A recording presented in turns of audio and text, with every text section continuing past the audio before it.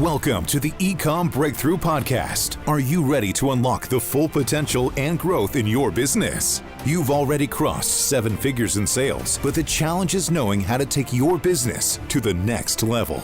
Join Josh Hadley, an 8-figure ecom business owner and investor, as he interviews highly successful business owners.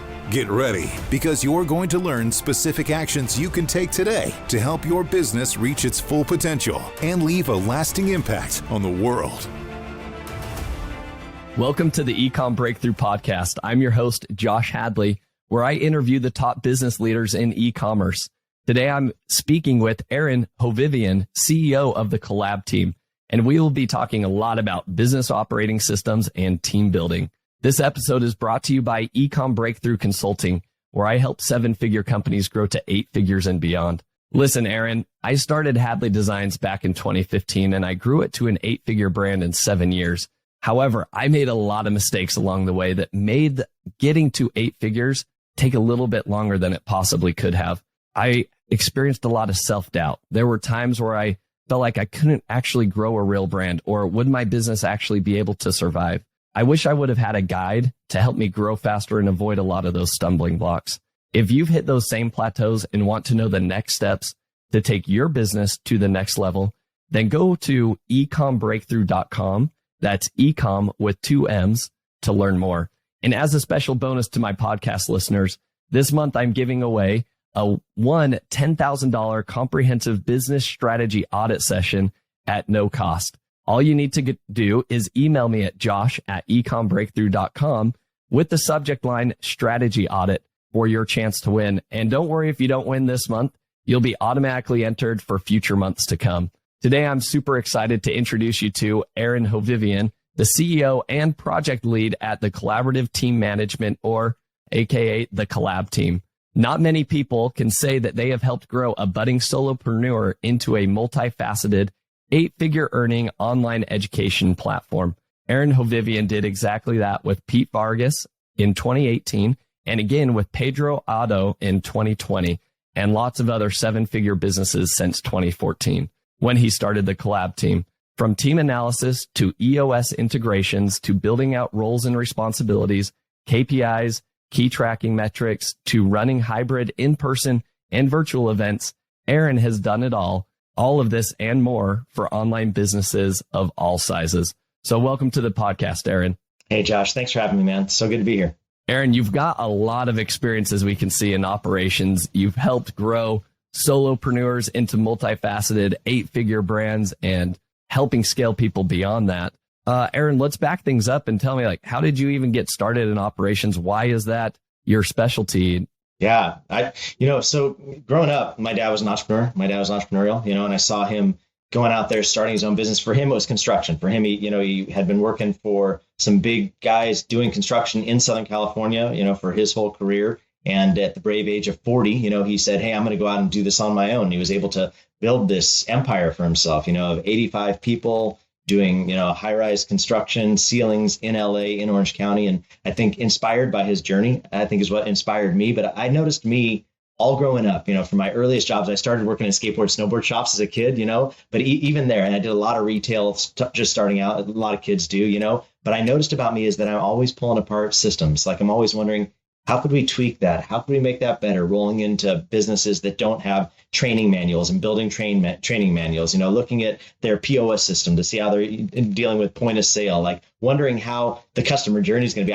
And just compliment to you, Josh, even just the sequencing of your automations of sending the invite to this, just to be on this podcast. I was like, that guy gets it. Let's make the customer journey easy. Let's take out of the way the encumbrances or the stumbling blocks. And so I think that's been my journey all the way through. Right before I started the Collab Team, I was doing project management for a large credit union here in our area in Southern Oregon. And I was doing a lot with construction project management, but also project management within the organization and helping with new platforms coming online and managing teams. And I had my first entrepreneur knock on my door and say, hey, he had been a friend of mine for a lot of years. His name is Keith Yackey. He's got a great brand out there. He did real estate for a lot of years, and now he's leaning into something he calls the married game. But Keith Yackey knocked on my door and he said, hey, what would you think about leaving the credit union and coming out and doing this thing with me? I need somebody that just gets operations. They were doing a big bus tours, fix and flip education brand. And he was like, I've got all the knowledge. I've got all the education. I've laid out the whole program. I know it's going to work, but I'm super nervous about the details. What would you think about taking a step with me in this? And so that became my first client for the Collab team. And I left something super stable, kind of like my dad, this corporate gig that, they'd been around for 50 years. They'll be around for 50 more. They loved me being there. I loved them as people, but I just saw that desire in my heart of, I want more than that. I want to be entrepreneurial. I want to get out there and get out onto my own brand on my own 2 feet and take things to the next level. And so that's kind of what started me down the journey. I love that. I love that, from an early age, you were always kind of like pulling things apart, trying to figure out, all right, how do things work together? And already like systems and processes were already on your mind at an early age. And similarly to myself, I was the kid with the candy stand on the corner of the street growing up. And so I think it's fascinating for all of us. I love when everybody in the world really, when they step into their zone of genius, right? Like doing what they were born to do, like using their God-given talents and gifts. I love that. And it sounds like you're doing exactly that. Would you agree? Yeah, I definitely enjoy what we do. I mean, obviously, you and I were talking right before we started, right before you hit record, and we're like, man, the craziness of life, right? I think that's the thing that you never take into consideration is as you continue to grow complexities and how do we minimize complexities and how do we beat back some of the noise and how do we streamline into, no, this is my highest level of genius. I really do love that about EOS. EOS is Entrepreneur's Operating System from the book Traction by Gino Wickman, which is just how you're running people. Like, how is your operations running? And there's a tool in there that he uses that's called Delegate and Elevate.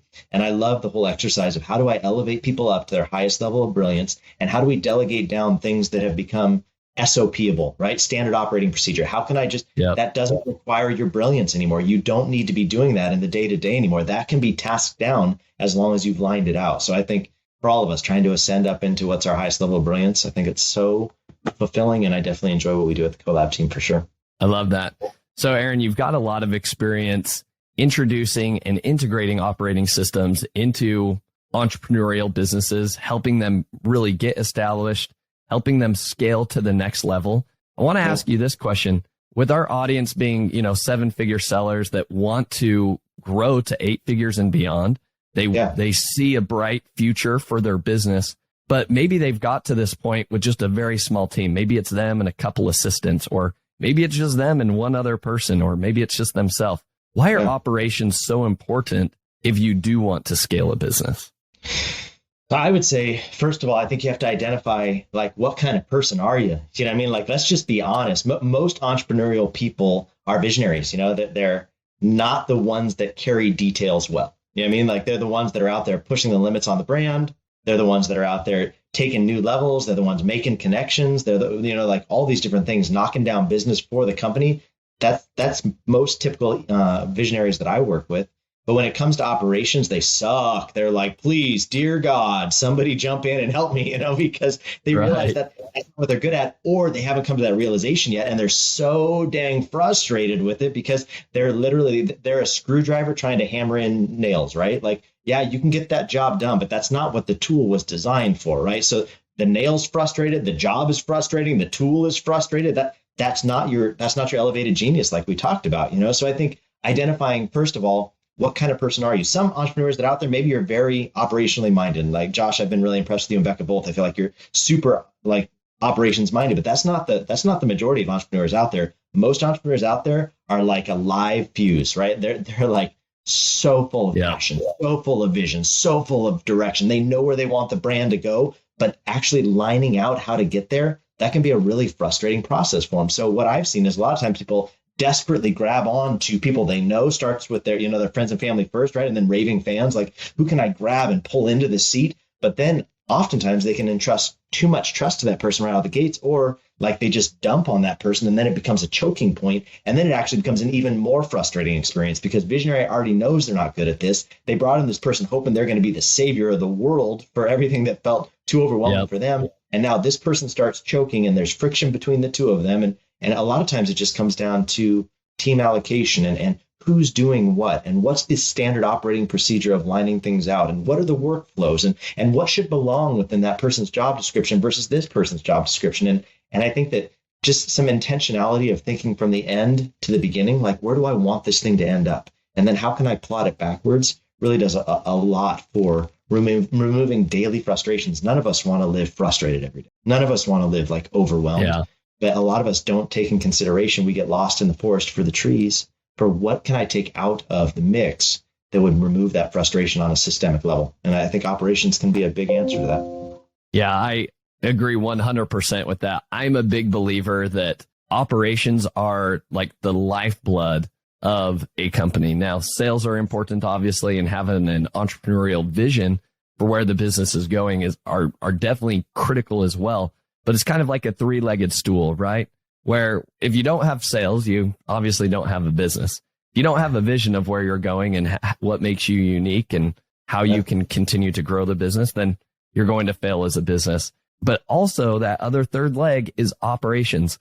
If you have a lot of ideas, but then can't get them implemented or can't get them implemented properly, then you still don't have a business. You mentioned, Becca and I have a decent, understanding of operations, and we have spent a lot of time on our operations. That was actually one of our biggest goals for 2022 was implementing an operating system into our business.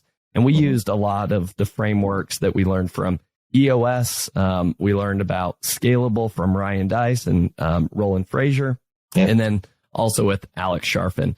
But what's interesting, though, is to your point, most entrepreneurs don't have the time or patience or love operations in the least bit. What's funny is my Kolbe assessment, right? Are you familiar with the Kolbe? I use Kolbe all the time. Assessment. Yeah. Yes. So with the Kolbe, I'm a high quick start, like I'm a 9 on the quick start, right? And then I'm a 5 with the follow through, which means, I can handle some operations. I understand they're important. I can go, one way or the other. And then I'm really low on the data side. It's like, no, I don't want to get into the weeds with a bunch of Excel spreadsheets and whatnot. But I feel like it's more unique that way. There's not many entrepreneurs that have a high follow through if they're really high on quick start. No, I think that's so. Sorry. Yeah, go ahead. No, do we have some load time? Sorry if my internet sometimes gives me some internet issues. I will say I love Kolbe for how metric it makes it. I think that I love, hey, let's take, that's how we do a lot of our hiring. We do a lot of recruiting within Collab Team and helping our high level retainer clients find and source good team. And after we've done all of our interviews, we'll always run them through a Kolbe at the end. And it's usually matched up to whoever we're hiring against, right? It's like Kolbe A versus Kolbe C, and like, how are these two going to match up? Like this person's going to oversee this person. They better complement each other, because if they're both quick starts, we're going to have a problem. I mean, like if neither of them are good at details, that's going to be an issue. Like if none of them like to dig into the data, if none of them have good follow through like that. And a lot of times I've noticed is visionaries pick people like them. They like people like them. They're like, I love that guy. That guy's the best. Let's hire him in. Not realizing, that guy's just like you. That's going to be a problem downstream. Like we need to find something that's going to complement you. Anyway, I think Kolbe's great for the sake of just what you said. Let's make it real metric. Let's take the energy out of the room. Let's take the feelings out of the room. Like let's get it down to numbers. How do they answer the questions? And what would their score come back to? And is it going to be a good fit? Because they could be a great person. Go and have beers with that guy every day. I couldn't care less. But if you bring him into your operations and he's the same problem that you are, all we did is just magnify the problem for more money. So like let's make sure we're bringing in the right people. For sure. I think that's good advice. So one of the mistakes that I made, and I recorded this in a previous podcast episode, it's the top 5 mistakes that I've made in my journey, is initially, before Becca and I spent a lot of time on our operations, we're going back to 2019 for our business. One of the things that we were struggling with, or we thought at the time, was like marketing. We just need to drive more external traffic and we'll have just this large amount of success. If I were to go back and look at it, like the first hire we should have had was a project manager to get our crap in place and allow me to stop focusing on running the day-to-day operations. But that's besides the point. I think you mentioned this a little bit earlier, Aaron, the importance of not just running away from a problem, right? And I want to get your input on if entrepreneurs are struggling with, maybe it's marketing, right? Or maybe it's finance. They don't understand their numbers, or, it's project management that they're struggling with the operations. How do you go about like hiring somebody instead of just saying, I just need a marketing person. I don't know what to do. I'm going to go hire what I think is a marketing manager and then just throw them at this problem. Is that the best approach, or does the entrepreneur kind of need to understand a little bit more and dip their toes in the marketing water, so to speak, first, and maybe help facilitate some SOP creation before they do that. Why don't you break us down? Like, what does that process look like for an entrepreneur? So I'd say, obviously, we started out talking about know yourself, right? Socrates or whoever, like know yourself, like whatever it is, like just be clear on what you're good at and get clear there. I think what you addressed at the beginning, I found is very common for all of us, and that's imposter syndrome. You're like, well, I think I'm this, but I'm not. Maybe I'm not an 8-figure earner yet, but I think I could be, or whatever it is. I think that we all deal with battling that inner voice of negative self-talk sometimes, but like get clear on which seat of the bus you're going to be sitting on, right? And then identify, where am I not so good? And then I would always advocate for finding professionals that you can pay for a scope measured pay structure. You know what I mean? So, hey, you're going to do this for me for X amount of dollars. That's why it's really budgetable. Sometimes where I think all of us can get tempted to hire staff, but staff dollars like translate into like your liabilities, bringing your profitability down, So like, okay, how much would this person charge me to come and help me with my marketing? This outside vendor, what's their scope? What would they charge? What have they done for other people? And then pay attention. Like, what are they doing? And begin to line out some of those things they're doing so that when you do go to make that hire, you've already got some proven process that you can plug them into, but you've leaned into somebody else's brilliance. I would always advocate for leaning into a contractor's brilliance for a while, getting some brilliance from them. And then on the flip side of that, making it your own. Like, don't feel bad about R&D, right? Like, let's go figure out what are they doing, and then let's duplicate it in our business. And then when I hire somebody and we have some SOPs and you've gotten some education from it. So Steven Diaz from Rainmakers is one of my high level retainer clients. He's an Amazon seller, teaches moms how to create side hustle using Amazon while kids are down for naps. So he and his wife, Chelsea, they've got a great brand, Rainmakers Academy, Rainmaker Family. They're an amazing couple of people, and they're 8-figure earners using Amazon. They're amazing. But I think that one of the things that I've really loved about Steven is he's so curious, and he's willing to jump into the weeds for a time to understand something, realizing he's not going to live in the weeds. But you don't want to just give the keys to the kingdom over to somebody that you don't really know, and you're just trusting that's a Hail Mary. How many interviews did you get with the person? How much have you seen what they really know how to do? Yeah. And the danger with marketing and salespeople a lot of times is they're narrative based, right? They're paid manipulators. That's what they do. They're trying to manipulate sales, in the best sense of the word, not nefarious, but they're going to be able to spin a story. And it's really good to be able to see some track record, So Pace Morby's a client of mine. And we just hired on a marketing team to help him elevate his brand with some of the things they're doing with product development. And, as I was talking to Cody Barton, which is his COO, they're partners in this business venture. He's like, hey, what do you think about this marketing firm we brought on? I think they're pretty great, but I'm not sure. And I said, hey, listen, the proof's in the pudding. Give them some leash and see how they show up. Give yourself a budget, let them show up powerfully or not. And if not, they're not the only ones out there. But I think that that's the nice thing when you can, a gauged scope for a fixed price. So it's not going to break my budget. Let's see how they perform, and then we'll give them more. And then, possibly stripping out some key points they're doing for you and then hiring based on those key points. That's whether we're talking operations, whether we're talking sales, whether we're talking marketing, I'd say that's the way I would approach. Yeah. I think that's a great summary of how entrepreneurs should approach this. And to kind of sum things up the way you kind of talked about them, Aaron, I think number one is identifying what your core strengths are, right? What is the entrepreneur bringing to the business? What's your zone of genius? And then being able to identify, I kind of like going through a time study, right? The entrepreneur should go through and diligently do their time study. I'm talking 15-minute increments, you're jotting down on a piece of paper, what did you do last 15 minutes? Every 15 minutes for 2 weeks. I know that sounds painful, and it is, but you will then be able to step away at the end of those 2 weeks and take a look at that sheet of paper and say, holy smokes, look how many XYZ tasks I'm doing. It might be operational related. It might be finance related. It could be, marketing related.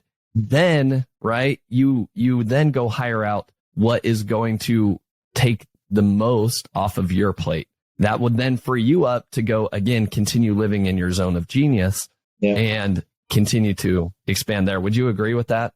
Yeah, I built a whole app around that. Exactly what you just said. So gapanalyzer.com. If you go check that out there, it's $297 for the tool, or you can pay my team to take you through it. I think $14.97 or something like that for my team to take you through it. But it does that exact thing. It addresses the issue of time. How are you using time? And we break it down the daily, the weekly, and the monthly, and then allocate that to certain parts of your business. Is it you putting that towards customer experience? You putting that towards marketing? You put it towards sales? You putting it towards operations? The 4 areas of business. Then if you have team, putting them through the tool as well, and then it rolls the whole thing up and says, hey, here are the gaps in your business. This is where you're not focusing enough attention. Here's the large swath of where your time's going. Do you want all that time going there? And then you click on the tool and it shows you, hey, a lot of people, it's operations. We're chewing through operations at 65% of total team bandwidth. Well, click on that and it shows you all the different team and shows you how many hours each person's putting into operations-based style work. And you can say, why is Shelly putting that much time in that? No. Let's push that over to Rob or however it works. And it helps you with job allocation of what roles and responsibilities should each person be doing. Because for a lot of entrepreneurs, especially as you begin to grow a team, you can start feeling like, what is everybody doing with all their time? And especially a lot of times it's around their next vision. They want to do some big thing and teams like, we don't have time. And the visionary is like, well, what the heck are you doing with time? So I had been doing it for years on sheets, just like you said, like allocating time, diagnosing time, doing a time study. And then I thought, no, it's time for me to lean into developing my own app. And so I invested, a good amount of money into creating this app for the sake of it all being contained in one spot. And it also gives your people the opportunity to express, like, what's your greatest pain point? What would be the best successes in the company if this were to change? And so in one spot, it shows you time and it shows you their best, their feedback on what's their pain point in their job, what's the pain point in the business, what's their solution, right? Because don't just let them complain at you, like, solve it for me. What's the biggest win if we could solve it? And then in one spot, you've got it all. So I would definitely advocate for what you just said. The conversation about time is huge, and even if it's not perfect, like you said, it doesn't have to be perfect, but let's at least start having a conversation about what is overwhelming you, what is eating up your time, and be honest. Does that have to be you doing those things, or could we task those down? And how do you task those down? The way you task those down is identifying this as the pain point, SOPing it out so that it's a workable SOP that as you hand it off, you're not just handing off just a pile of crap. You're just like, hey, that was broken when I got it. Yep. It's broken now as I hand it off. No, I'm going to make it better. Here's the system. Go live from it. Come back and ask me questions. But the hope is that we're going to give you some breathing room, some bandwidth. Yeah. Yeah, no, I love that. And I think an important thing that you mentioned, and you mentioned this earlier in some of your examples, is that the entrepreneur does need to make a little sacrifice. Even if operations isn't their strong suit and they don't love it, you've got to at least pay attention enough in that particular area that you're trying to hire out, whether it be marketing or operations. You've got to be able to take the time, slow down, document the process, even though it might not be perfect, at least document what you're doing today. And recording Loom videos, right? That's one of my favorite software tools, using Loom. And then I can literally record my voice, right? And I can show people, hey, so when I go on to Amazon, this is what I'm looking for. And they can follow along with, like, okay, he's clicking here, he's looking at this data, he's looking at that. Yeah. And I can talk through the process, right? I hate writing things down. Yeah. And so for me to just record Loom videos, that gets the ball rolling just enough that it gives people enough context to then really lay out the SOPs in further detail once I bring on that team member. I do it all the time. Aaron, I think that's... Sorry, I didn't mean to cut you out. Go ahead.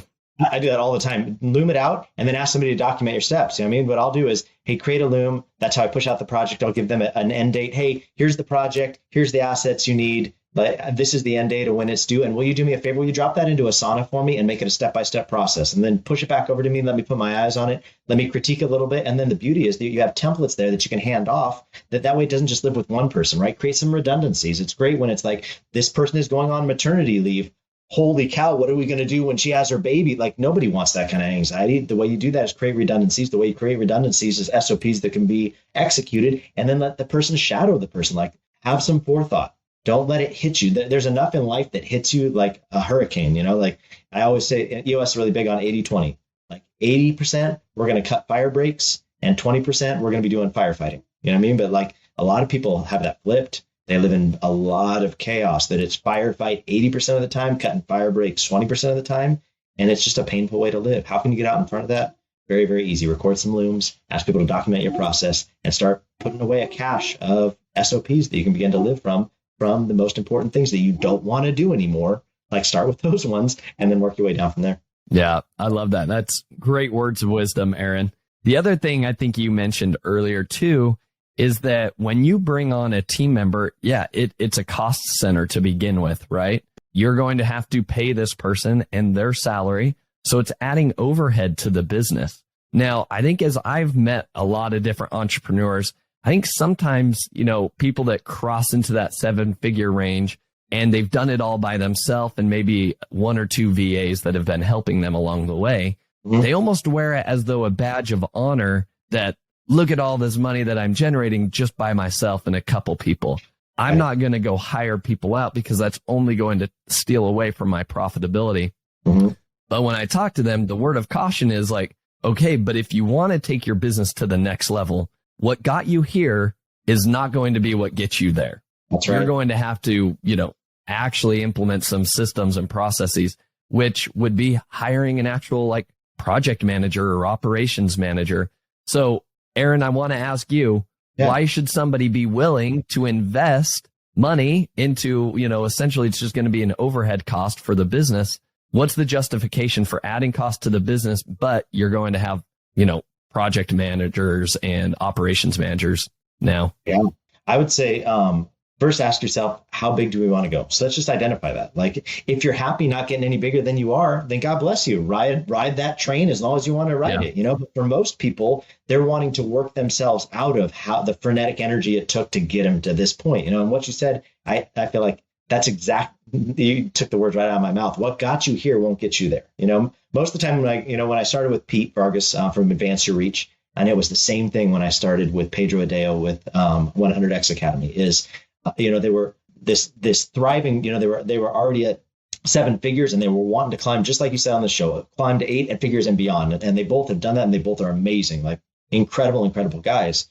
But what they realized was they wanted to scale beyond. They were on that hockey stick growth and they were realizing we're not going to be able to keep up with this. And the way that normally you can identify that is by realizing our systems are breaking. Our people don't have the experience. We're not able to keep carrying this load, let alone anything beyond that. Like, we're already feeling the stress cracks. And the worst thing you can do is keep pouring on the gas if you are recognizing your systems are broken or your people aren't going to be able to bear it. So I would always say, do you want to scale? If you do want to scale, ask yourselves, can my current team and systems now bear much more? And if so, how much more incremental can they bear? And maybe you push the envelope a little bit if you want to do that, but be careful because you don't want to break your people. You don't want to break your systems. And then all the work you put into it all the way up to this point starts falling apart. And then who gets to get stuck back underneath it? You, because you're the one that, put it together and didn't want to bring on any more overhead. So I always hear that from visionaries is operations isn't sexy. Operations cost so much money. So I just did this free masterclass. You can check it out if you want to check it out. It's called foundationsthatscale.com. Free masterclass. It's on our Facebook page and our YouTube channel if you want to check it out there as well. But what I addressed in that was I think that people need to rethink through the way that they talk about operations, because really we start with automations. Like let's look at your automations. How can we get the robots to lift for you, right? And I think obviously Amazon Business, you're already in that spot anyway. But how can we get automations to work for you? Customer journey. How can we really maximize sales through automations? But that's operations, right? That's not a sales function. That's an operations function that's maximizing sales, and then how can we manage your sales by customer experience? Most people think to themselves, well, I don't want to hire more customer experience people because that chews into my profitability. But no. What if they're actually helping your people ascend to a higher journey with you? What if they're able to take new steps into higher price points with you based upon just a little bit of customer journey? And then actually operations becomes managing your sales engine and getting people to take higher ascension, How is your team monitoring sales? How are they? Do you have good monitoring? Are you keeping a good eye on it? And then finally, the thing we round up, and I deal with all 4 of these areas in Foundations That Scale. The final one is finance and sales. How profitable are you? Let's just be honest. You cannot gauge that by top line. You have to be watching bottom line and being really honest with even lines of business. Some of your lines of business are probably more profitable than others. And you say, duh, Aaron, that's dumb. Everybody knows that. You would be surprised the Collab team has been under the hoods of dozens of some of the top entrepreneurs in the space right now. You would be surprised how few people understand profitability by line item, by line of business. There's sometimes where it's a gut feeling from an entrepreneur of, I know this is my most profitable line item. have you done the math though? Have we truly, honestly looked at the numbers? How much team time, how much tech time, how much energy are you putting into that? Is that still as profitable? Because just because it's a high ticket doesn't mean it's high profitability. And you need to analyze some of those things. So I think working yourself through a system like that, where you realize that operations isn't just a money suck. It's not just like I'm dumping money down the drain to tune into my profitability. No. You're setting foundations to scale. Like make sure your foundation is solid, because skyscrapers come down when the foundation isn't built solid enough. So make sure before you start scaling that what you've got on the ground is going to support the build. I love that. I love that you shared, a free masterclass that you've already taught there, foundationsofscale.com. Aaron, tell us more about what are these 4 foundations that scale that you're teaching? Yeah. So what I'll usually lead people into is let's first bring you more money in, right? So I'll always start with marketing automations and integrations. How can we get the robots to lift for you?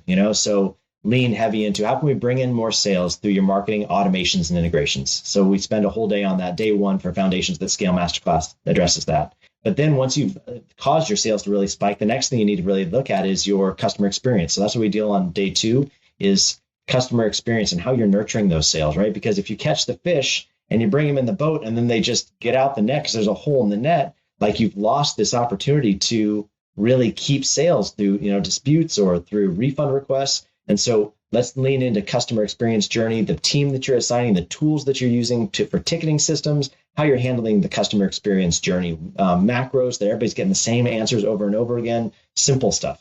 And then we move to team org chart and how you're using team and workflows and who is fitting with who where and whose job does this belong to. And that way you're not over collateralizing the same team, right? Wait a minute, why are you guys both working on that? Like, let's try and cut down the confusion by working through the org chart, working through the job descriptions, working through the workflows, and making sure everybody's in their lane and operating to their KPIs. And then we move finally to sales and finance, where we're really looking at profitability of not just the whole company. Most people have some idea of their profitability if they've got QuickBooks working for them or some financial software. But what they don't always analyze is line of business profitability.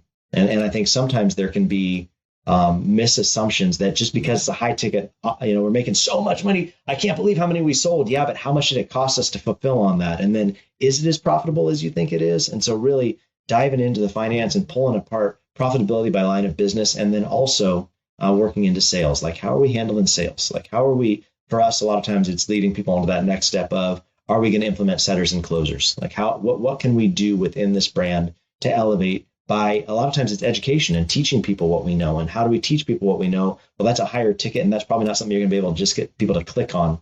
So how can we get them on with a setter and with a closer, and then bring them into our ecosystem? So those are the 4 different areas, the 4 days of foundations that scale: automations, customer experience, org chart and team, and then finance and sales.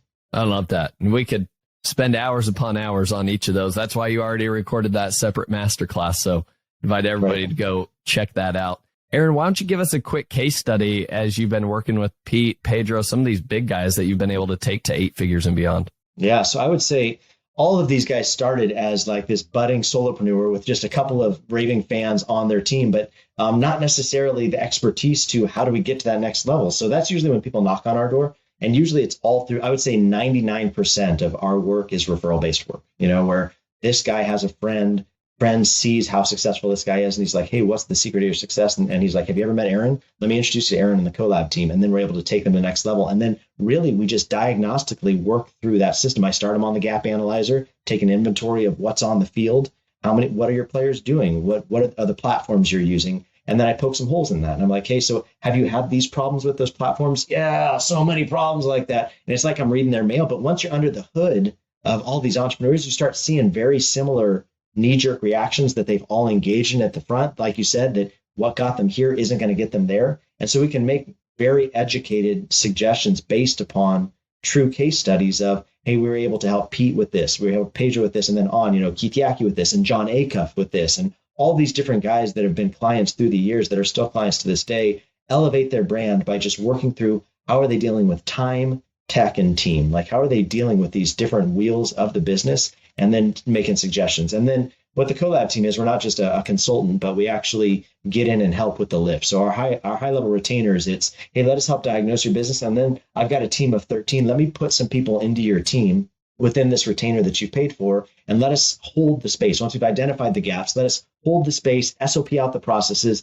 and then let us go and find key players on your team, right? Because it's always going to be cheaper to have an employee over time once you have the process lined out. Let us go help you recruit people in, bring them in, onboard those folks, and then exit and be the resident expert that we can help them, ascend to. So I always tell entrepreneurs, and it was true with Pete and Pedro both, they both started with small teams. They both started, I think Pete was at 1 or 2 people on his team, Pedro was at 2 or 3, and just didn't have the expertise to take it to that next level. And I know for Pedro, especially, we rolled in and the guy was growing so fast, and I had to throw 8 people on my team into the mix just to keep the thing rolling. But the beauty is now Pedro's at like 30 people on his team. He's, literally 10x'd his number based upon growth. And, I was at his Christmas party this past year with all of his employees, and he had brought me out, and it was in Lake Tahoe, and it was super kind just to be there with him. And he stood me up in front of all the people, and he just said, "Hey, I just want to acknowledge here in front of everybody that I recognize we couldn't have done what we've done if you and the Collab team hadn't showed up the way you did. With your suggestions on tech, with your suggestions on team, with holding space, with helping us grow and flex into these new spaces that were so overwhelming for my team. And, now I'm in this room of 20 or 30 people that are all his employees, and it was just such a gratifying feeling of, we contributed to this. Like Pedro Adeo is incredible. 100X Academy, they're doing a live event in Southern California this week. Collab Team is supporting the live event. I've got 4 or 5 players helping support the live event. But man, such a powerful visionary, but he needs team. And up to that point, the ladies he had on the team were amazing people. Whatever it takes, he would say they're WITs, whatever it takes. And I think that's great, but WIT only gets you so far, and then you have to start putting in the system. So I feel like all of his team are beautiful people. We work with all of them very closely, and it's been a great journey. That's fantastic. Aaron, that's a great case study. Now, as we wrap things up here today, I love to leave the audience with 3 actionable takeaways from each episode. So here are the 3 takeaways that I noted, Aaron. Let me know if I'm missing something. So number 1, every entrepreneur needs to first identify what their goal is. Do you genuinely want to scale to 8 figures and beyond? Or are you content with the success that you've experienced thus far and the team that you've built thus far, and you're content where you're at? So if you first identify your goal, then you can spend the time. If you're like, hey, I do want to grow. Yeah. Then we can move on to step number 2, right?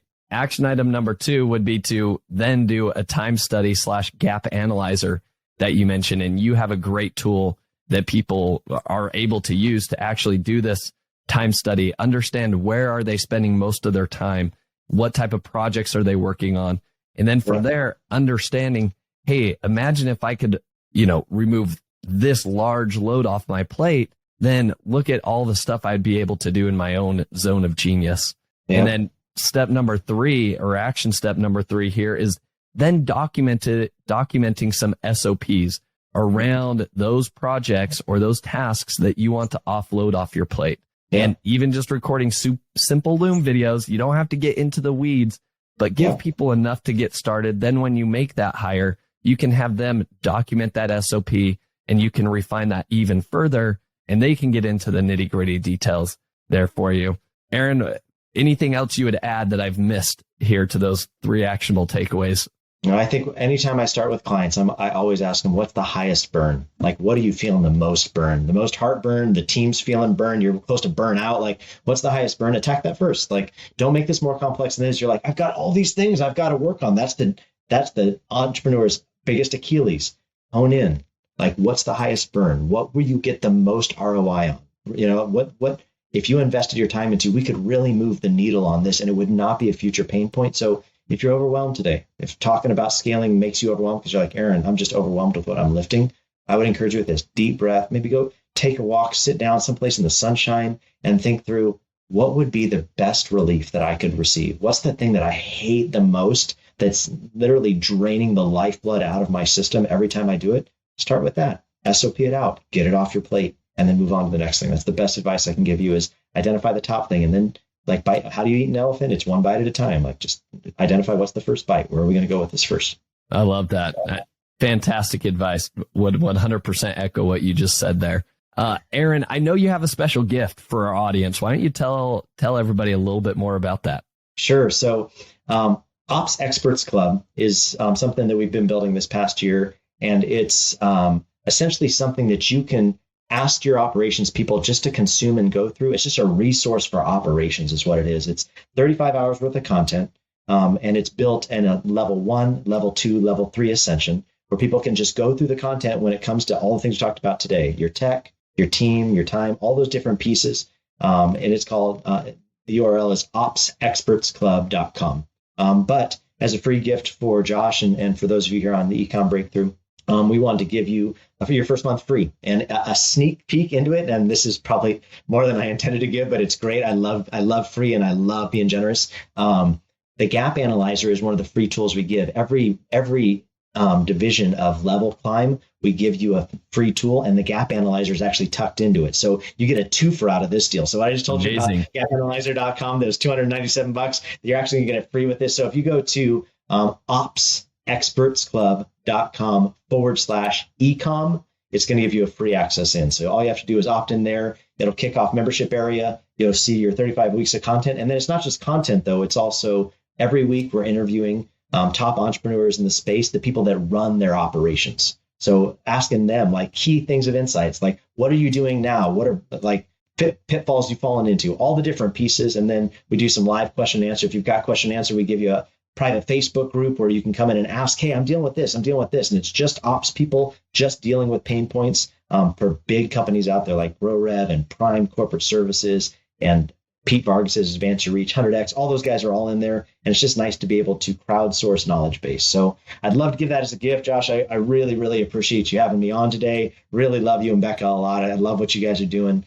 And so I'd love to give that. So opsexpertsclub.com/ecom gets you a month for free. And you could just take advantage of the Gap Analyzer. It's in there on month 1. So awesome. Aaron, you've been very generous. You've dropped some knowledge bombs with all of us. I hope many of the entrepreneurs have had some good mindset shifts as well as to why, operations are so important, and seeing it as though, hey, look how much, I could take off my plate. Look how freeing it would be if I could have somebody focusing on operations. So Aaron, you're the man when it comes to operations. So I appreciate this. And you've given us some fantastic links. That Ops Experts Club, I think, is amazing. I think I'm going to have my ops guy that we just hired come join that because what you're doing and sharing knowledge across separate industries is invaluable. And having an ops team be able to go in and learn those strategies, then come back and implement them in our business would be invaluable. So thank you so much for your time, Aaron. I appreciate you coming on. Yeah, man. Thanks so much, Josh. I hope you have a great rest of the day. And I hope, man, just blessing on all you guys in Ecom Breakthrough, man. Take Josh's advice. This is a guy that's a quality dude, good-hearted guy that's experienced the success himself, and he's given you the insight to the kingdom. So, man, thanks, Josh. Hope you have a great rest of your day. Thanks, Aaron. Thank you for listening. Visit ecombreakthrough.com for more information. If you've enjoyed today's episode, the best way you can show your appreciation is by clicking the subscribe button and quickly leaving a review. See you again next time.